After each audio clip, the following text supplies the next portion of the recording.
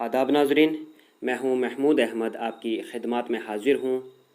नाजरीन, आज की इस वीडियो में हम उर्दू अफ़साना के बारे में पढ़ेंगे।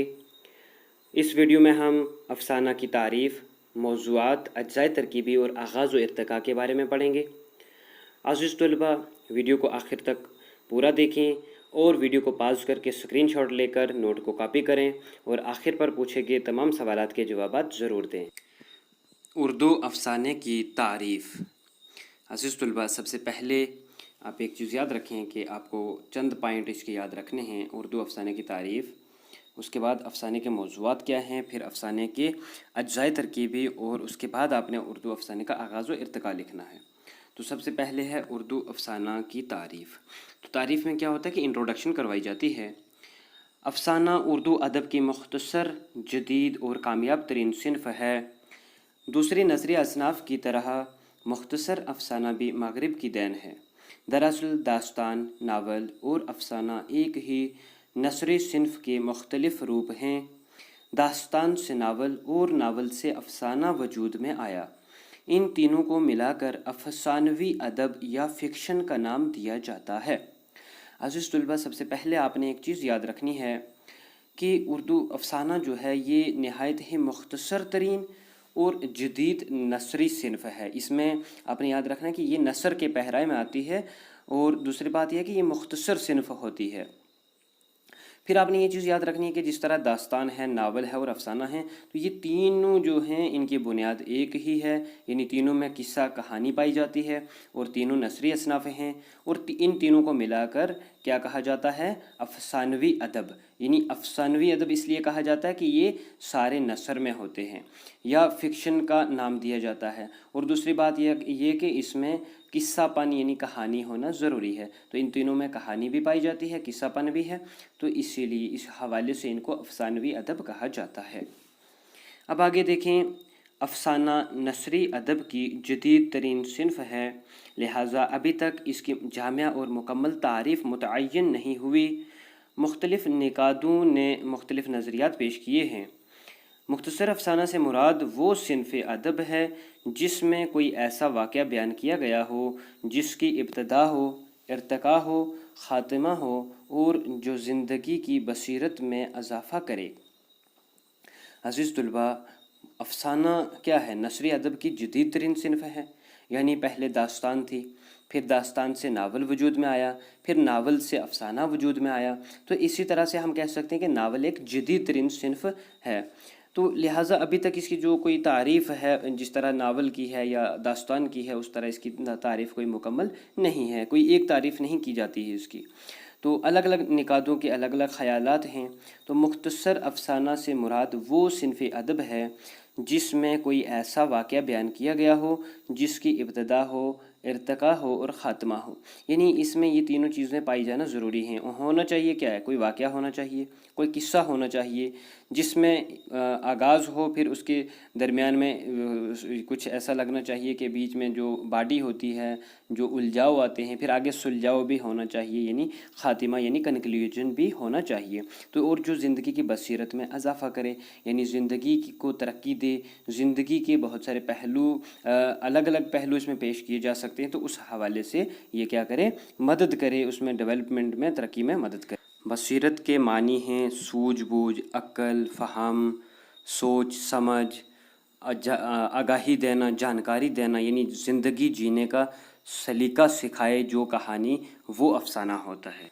अज़ीज़ तलबा, अफ़साने की ये भी तारीफ़ की गई है कि कोई ऐसा बयान जो अपनी जगह मुकम्मल हो और एक ही नशिस्त में पढ़ा जा सके, अफ़साना के ज़ुमरे में आता है। अफ़साने की पहचान इख्तिसार है और इसका सबसे अहम जुज़ वहदत तअस्सुर है। तलबा देखिए कि अफ़साना जो है इसकी तारीफ़ क्या की जा रही है कि ऐसा कोई बयान, ऐसी कोई कहानी जो अपनी जगह मुकम्मल हो, पूरी हो, यानी आगाज़, उसमें इर्तिका, ख़ात्मा हो, तो लेकिन साथ में क्या हो? एक ही नशिस्त में पढ़ी जा सके। एक ही नशिस्त क्या हुआ? यानी 1 या 1.5 घंटा लगाकर एक बार आपने पढ़ना शुरू की और कहानी पूरी तरह से मुकम्मल आप कर सकें मुख्तसर वक्त में, उतनी होनी चाहिए। ज़्यादा तवील दास्तान या नावल की तरह लंबी ना हो। और दूसरा ये कि इसमें इख्तिसार होता है। इख्तिसार का मतलब हो गया کہ وہ تمام اجزائے ترکیبی جن کی وجہ سے قاری کا ذہن بھٹک جاتا ہے، یعنی جو مرکزی خیال ہے اس سے جن چیزوں کی وجہ سے ذہن بھٹک جائے تو ان کو ہٹا دیا جاتا ہے اس میں، یعنی اختصار کے ساتھ کام لیا جاتا ہے، مختصر طور پہ بات کی جاتی ہے لیکن مکمل کی جاتی ہے، ٹھیک ہے۔ اور کیا کہتے ہیں کہ سب سے اہم جو جزء ہوتا ہے افسانے کا وہ کون سا ہے؟ وحدت تاثر، یعنی کہانی پڑھنے کے بعد قاری کے ذہن پر صرف ایک ہی طرح کا اثر رہنا چاہیے، یعنی آپ اگر کوئی کہانی پڑھی ہے تو یا تو آپ کے ذہن میں یا دل میں کیا ہوتا ہے، کبھی کبھی کسی کے لیے ہمدردی پیدا ہوتی ہے، کبھی غصہ آتا ہے، کبھی انسان روتا ہے، ہنستا ہے، تو یہ احساسات جو ہیں، اثرات جو ہیں، ان میں سے کوئی ایک ہی ہونا چاہیے، نہ کہ کچھ کبھی پہلے الگ ہو بعد میں الگ ہو، تو وہ چیز نہیں ہونی چاہیے۔ تو یہ تعریف میں آپ نے کیا سمجھا کہ مختصر افسانہ ایسا ہے، کہانی تو مکمل ہونی چاہیے، ایک تو مختصر وقت میں پڑھی جا سکے پوری طور سے ایک ہی نشست میں، دوسرا اس میں اختصار ہونا چاہیے، اور تیسرا کیا ہے کہ وحدت تاثر ہو جس کہانی میں، اس کو افسانہ کہا جاتا ہے۔ عزیز طلباء، اب دیکھیے افسانے کے موضوعات۔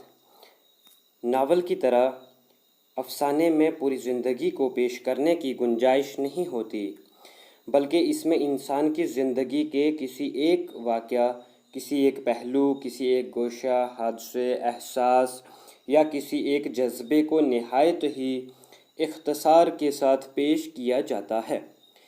آپ جانتے ہیں کہ ناول میں انسان کی پوری زندگی کی عکاسی کی جاتی ہے، داستان میں تو لاتعداد قسم کے قصے شامل ہوتے ہیں، لیکن افسانہ چونکہ مختصر ہونا چاہیے، جو 1 گھنٹے کے اندر اندر پڑھا جا سکے، ایک ہی نشست میں پڑھ سکیں، تو اس لیے افسانے کے جو موضوعات ہیں ان میں صرف کون سی چیزیں شامل کی جاتی ہیں کہ اس میں صرف انسان کی زندگی کے کسی ایک پہلو کو پیش کیا جاتا ہے، یعنی کوئی ایک واقعہ پیش کریں گے، پوری زندگی نہیں۔ جیسا کہ پورا کمرہ ہے نا اگر ہمارے پاس، تو پورے کمرے کی بات نہیں کریں گے، پورے کمرے میں سے صرف ایک روشن دان کی بات، آپ مان لو ایک روشن دان کی بات کرنا، یہ ہوا افسانہ۔ عزیز طلباء، اب آپ دیکھیں افسانہ کے اجزائے ترکیبی کون کون سے ہیں۔ افسانہ کے اجزائے ترکیبی مندرجہ ذیل ہیں: کہانی پن، پلاٹ، کردار، نقطۂ نظر، ماحول اور فضا، اسلوب، وحدت تاثر، آغاز و اختتام، مکالمہ نگاری، منظر نگاری۔ عزیز طلباء، ان اجزائے ترکیبی میں سے کچھ کم اور زیادہ ہوتے رہتے ہیں۔ بہرحال کہانی پن کا مطلب ہو گیا کہ افسانے کے اندر قصہ ہونا ضروری ہے، کوئی نہ کوئی قصہ ہوگا تبھی بات آگے بڑھتی ہے، واقعہ جو بیان کیا جائے گا وہ ہونا ضروری ہے۔ پھر ہو گیا پلاٹ۔ پلاٹ کہتے ہیں واقعات کی ترتیب کو، جو ترتیب ہوگی، سیکوینس ہوگی، وہ بھی ہونا ضروری ہے۔ وحدت تاثر آپ کو بتا چکے ہیں کہ پڑھتے وقت یا پڑھنے کے بعد بھی صرف ذہن پر ایک ہی تاثر چھوڑنا چاہیے وہ کہانی۔ اس کے بعد ہے نقطۂ نظر، یعنی جو رائٹر ہے، افسانہ نگار ہے، اس کا کوئی نقطۂ نظر ہونا چاہیے، کوئی مقصد ہونا چاہیے افسانے کو لکھنے کا، یعنی اس میں کوئی نہ کوئی خاص بات ہونی چاہیے جس مقصد سے وہ لکھے گا۔ اس کے بعد ماحول اور فضا، یعنی جس ماحول میں جس معاشرے کو پیش کر رہا ہے افسانہ نگار، اس کی پوری تصویر کشی ہونی چاہیے۔ اسلوب، اسلوب ہو گیا انداز، بیان کرنے کا طریقہ، اس پر بھی غور و خوض ہوتی ہے۔ اس کے بعد آغاز و اختتام، یعنی وہی اس میں ایک چیز ہے کہ کہانی کی شروعات ہو، پھر بیچ میں اس کا ارتقاء ہو اور آخر پر خاتمہ ہونا چاہیے، یعنی بات کو سمیٹنا بھی ہے۔ مکالمہ نگاری، کردار جو ہیں ان کی آپسی بات چیت ہونی چاہیے، اور بات چیت کا یہ دھیان رکھا جاتا ہے کہ جس معاشرے کو ہم پیش کر رہے ہیں تو اسی کے کردار، اسی کی زبان ہونی چاہیے۔ منظر نگاری، یہ بھی ہے کہ جہاں کی اب بات کر رہے ہیں، جو واقعہ پیش کر رہے ہیں، تو وہاں کا پورا منظر اس طرح سے پیش کرنا ہے کہ قاری کو لگے کہ وہ خود اس واردات کی جگہ پر، یعنی جائے واردات پر خود موجود اپنی آنکھوں سے یہ سارا منظر دیکھ رہا ہے۔ عزیز طلباء، ہم نے یہاں تک اردو افسانہ کے بارے میں جو چیزیں پڑھی ہیں، افسانہ کی تعریف، اس کے موضوعات، اجزائے ترکیبیں پڑھے ہیں۔ تو تعریف میں آپ نے یاد رکھنا ہے کہ مختصر کہانی ہوتی ہے افسانہ، اور جدید ترین ہے۔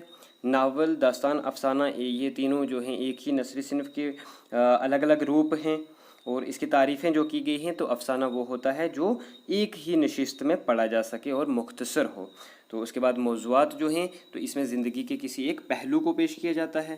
تو اجزائے ترکیبی یہ تمام آپ نے ذہن نشین کرنے ہیں اور ان کو کاپی بھی کرنا ہے۔ عزیز طلباء، افسانہ کے آغاز و ارتقاء پر آپ کو الگ سے ویڈیو ملے گی، اس میں کے لیے آپ دیکھیں گے افسانہ لیکچر نمبر 2۔ فی الحال آپ سے چند سوالات پوچھے جائیں گے اور آپ ان کے جوابات کومنٹ کے ذریعے دیجیے۔